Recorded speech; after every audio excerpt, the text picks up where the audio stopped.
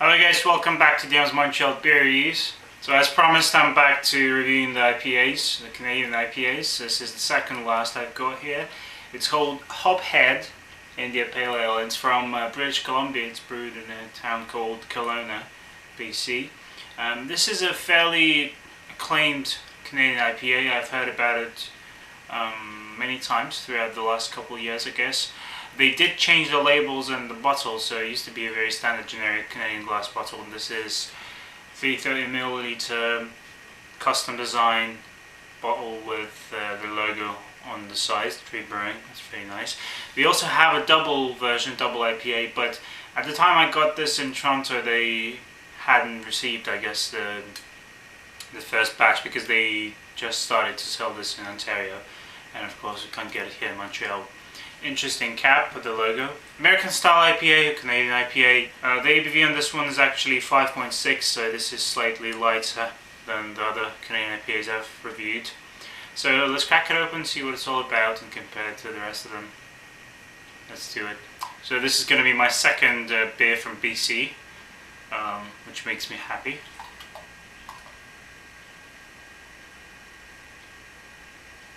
And a nice and easy pour. Alright, so this one's more typical in color. It's not as pale as some examples of the style, I guess, from the States, but all the while it's not as dark as some Canadian IPAs. It's a sort of a cloudy copper color. Maybe that's just chill haze, because it's not very cloudy or very hazy, just a tint. Nice kind of foamy head there. Okay, so it's got a nice hoppy aroma to it. Definitely getting loads of grapefruit, also caramel, a bit of pine, maybe some passion fruit and mango at the back. Not as intense, but it's still there. Nice confectionery smell to it, bit of a biscuity note. Alright, so let's try the Hophead India Pale Ale. Cheers, guys. Interesting. This one's all about grapefruit, and it's also quite dry. Maybe not all about grapefruit. This fair good amounts of pine as well. Yeah, this is more of a West Coast IPA, which is totally, legitimate, because it's a West Coast beer, Canadian West Coast. Quite dry though. It's not a very intense dryness like I got in the Red Race IPA, but I can sort of feel it right away.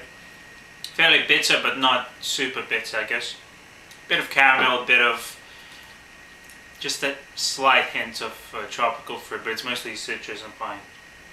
I'll let it warm up a little, because it's a bit too cold, I guess, right now.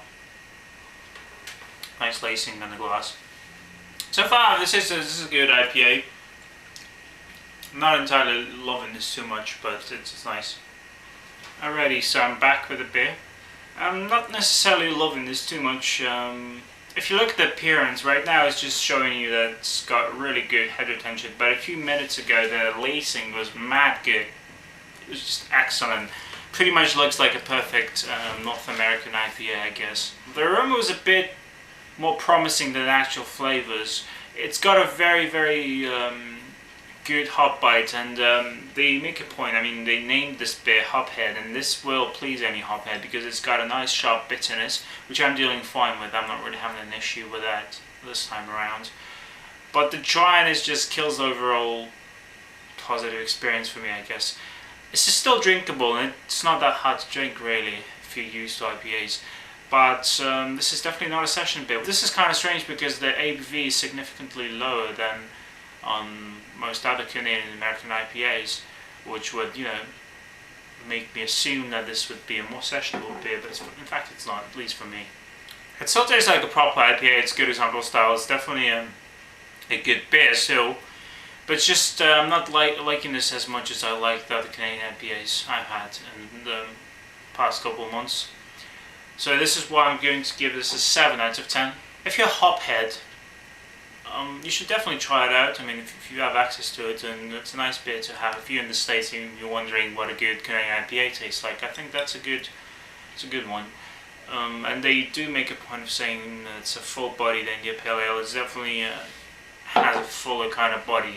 It's not syrupy, but it's fairly thick in the mouth. So that's about it. I guess that wraps it up. I mean, it's a good beer, just not as good as the other ones I've had. In Ontario, it costs about $14 for a 6-pack. So I'm not sure if I'm going to have this again. Maybe if I get a single, but I definitely like the other IPAs a bit more. But having said that, I liked it. Overall, it's not bad, and I do recommend it for some people. If you're new to IPAs, I suggest to stay away for now until you get used to more hoppier and ruination kind of beers.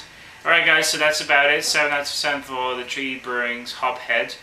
I'll see you in the next episode, which will be the last Canadian IPA for this year. Stick to good beer, see ya, cheers.